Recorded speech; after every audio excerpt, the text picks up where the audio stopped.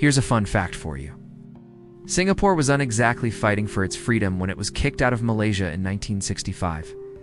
Its leader was crying on TV, and today, Singapore is one of the richest, safest, and most advanced nations in the world. So how did this tiny island become independent? Why was it kicked out of Malaysia? And why did they hate each other so much? For example, in terms of race relations, Malaysia adopted a pro-Malay policy.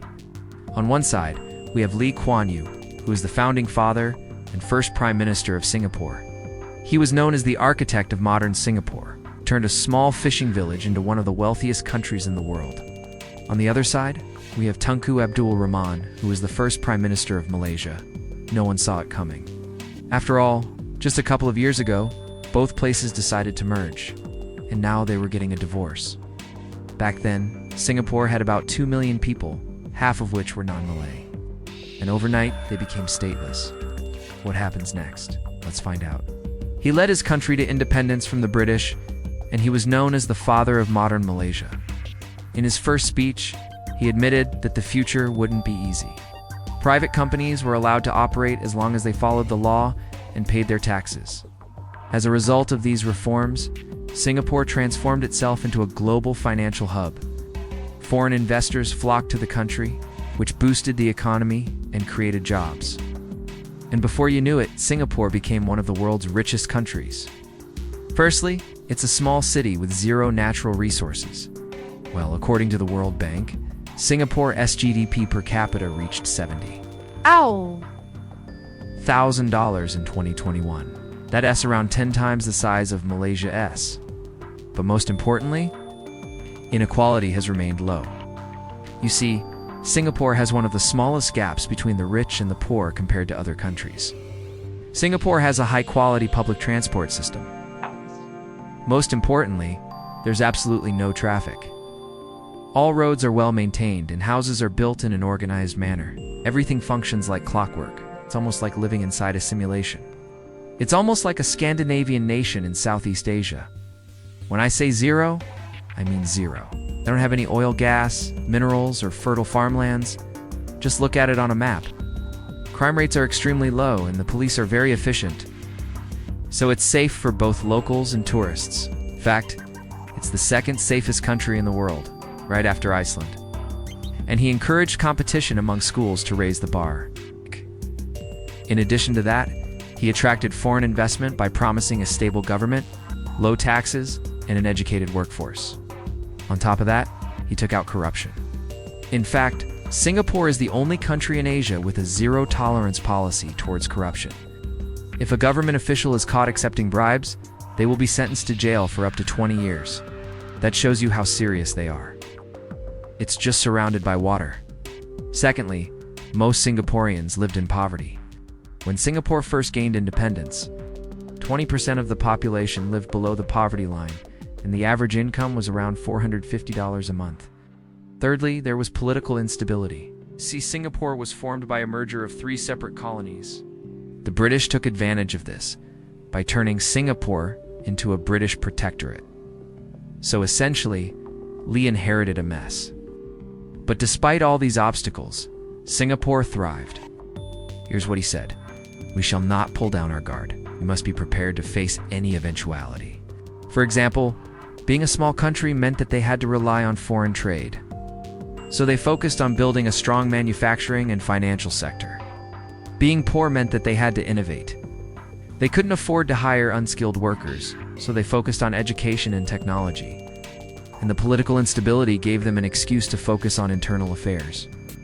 So with the help of these circumstances, Singapore prospered. We shall strive to be a nation of the highest quality of people, morally, physically, intellectually. And well, that's exactly what they did.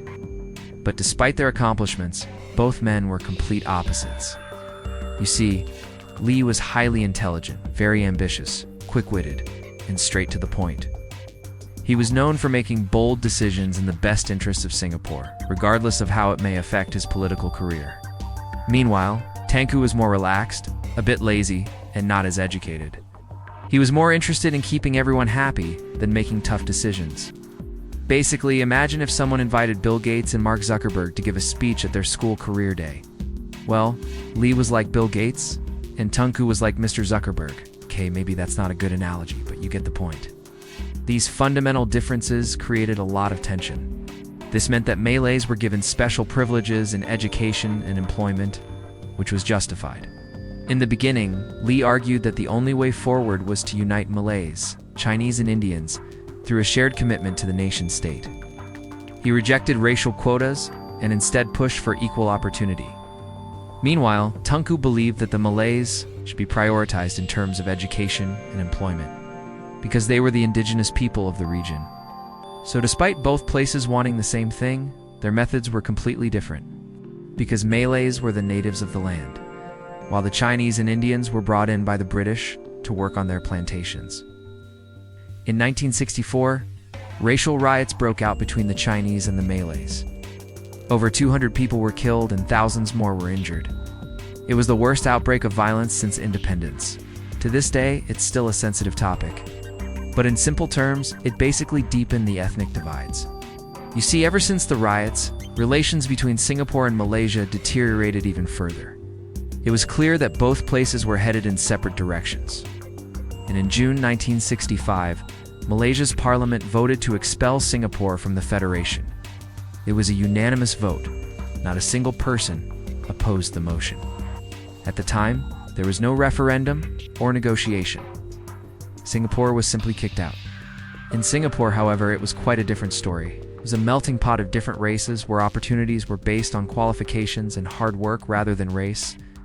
It was also an open secret that the Chinese dominated the economy. In fact, at independence, the top 10 richest people in Singapore were all ethnic Chinese. This was naturally controversial. And on top of that, Singapore had this notion that they were superior because they were more educated. You see, Singaporeans had higher levels of education compared to the average Malaysian. In fact, in 1960, 84% of Singaporeans were literate compared to only 73% of Malaysians. Now, of course, there are many complex reasons behind these differences. But in simple terms, it just meant that both sides couldn't really agree on what direction the country should take. Well, let me tell you the full story. In 1963, Singapore merged with the Federation of Malaya to form a new country called Malaysia. Idea was that a merger would strengthen both economies. Politically, it made sense because both places were tied together through the British Empire, had similar cultures, similar languages, and similar systems of government. It was almost like the perfect marriage. But behind the scenes, things were a lot different. You see, throughout the early 1960s, there were many clashes between the two. On top of that, both leaders couldn't stand each other. For example, both leaders had very different views when it came to race relations. And in the end, it all came crashing down after a few years of tension. As you can imagine, the entire country was shocked. Overnight, Kuan Yew became the world's youngest prime minister at the age of 36. You see, Singapore had many obstacles standing in their way. In fact, they turned these problems into strengths. But let's talk about Lee's contributions.